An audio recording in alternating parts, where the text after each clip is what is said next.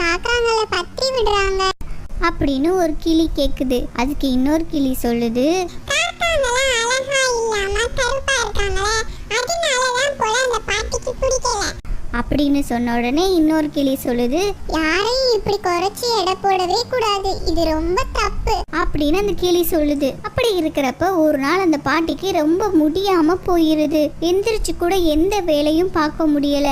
அந்த பாட்டி அவங்களா எந்திரிச்சு மருந்து குடிச்சிட்டு அப்படியே உட்காந்துருக்காங்க. நமக்கு உதவி பண்ண கூட யாருமே இல்லையே, நமக்கு முடியாதனால வெளியே வாசல் எல்லாம் குப்பையா கிடக்கு. சரி, உடம்பு சரியான உடனே நம்மளே பார்த்துக்கலாம் அப்படின்னு சொல்லிட்டு அந்த பாட்டி மறுபடியும் படுத்துட்டாங்க.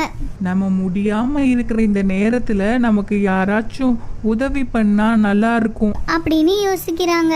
அடுத்த நாள் விடியுது. அப்போ அந்த காக்கா கூட்டம் எல்லாம்